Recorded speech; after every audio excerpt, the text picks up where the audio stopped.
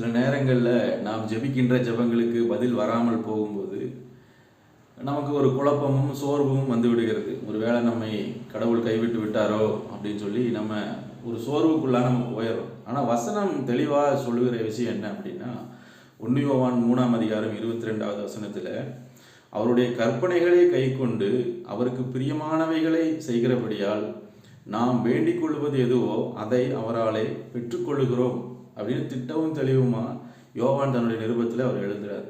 அதில் நம்ம புரிந்து கொள்ள வேண்டிய விஷயம் என்னன்னா, அவருடைய கற்பனைகளை கை கொண்டு, அதாவது இந்த வேத வசனங்களை வாசித்து தியானித்து அதன்படி தன்னுடைய வாழ்க்கையை வாழ்கிறவன், அந்த வசனத்தின்படி தன்னுடைய வாழ்க்கையை வாழ்கிறவன், அவருடைய கற்பனைகளை கை கொள்ளுகிறவன்.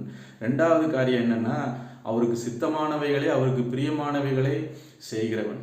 அதுக்கு தான் நம்ம டெய்லி வேதத்தை வாசிக்கிறோம், வசனங்களை வாசிக்கிறோம். அதில் கர்த்தருக்கு பிரியமான காரியங்கள் என்னென்ன, கர்த்தருக்கு பிரியமில்லாத விஷயங்கள் என்னென்ன என்பது தெளிவாக நமக்கு அதில் போதிக்கப்படுகிறது. அப்போ அதை நம்ம படித்து அதை புரிந்து கொண்டு அதை உள்வாங்கி நம்முடைய வாழ்க்கையில் அதை நம்ம கொண்டு வரோம். அப்போ கர்த்தருக்கு பிரியமானவைகளை செய்யணும். அதே நேரத்தில் அந்த வசனங்களின்படி நம்முடைய வாழ்க்கை இருக்கும் பொழுது வசனம் தெளிவாக சொல்லுது, அவரால் நாம் வேண்டிக் கொள்ளுகிறது எல்லாவற்றையும் அவராலே நாம் பெற்றுக்கொள்கிறோம். நீதிமொழிகள் 10:24 கூட இந்த வசனம் திரும்ப அங்கே சொல்லப்பட்டிருக்கு. எப்படின்னா, நீதிமான் விரும்புகிற காரியம் அவனுக்கு கொடுக்கப்படும். அப்போது நம்ம ஜெபிக்கிற ஜெபங்களுக்கு பதில் வராமல் போகிறதுக்கு காரணம் என்ன, எங்கே இருக்குது அப்படின்னா, அது நமக்குள்ளதான் இருக்குது. நாம் சரியாக இல்லாதபடினால, நாம் தேவனுக்கு பிரியமானவைகளை செய்ய நம்ம முயற்சிக்காதனால, வசனத்தின்படி நம்முடைய வாழ்க்கையை அமைத்து கொள்ளாததுனால, நம்முடைய வாழ்க்கையில் சில குறைபாடுகள் இருக்கிறதுனால, அந்த ரீசன்னால தான் நம்முடைய ஜெபங்கள் பல நேரங்களில் அங்கீகரிக்கப்படுவதில்லை, கேட்கப்படுவதில்லை. அதனால் முதல்ல நம்மை நாம் நிதானித்து அறிவோம்.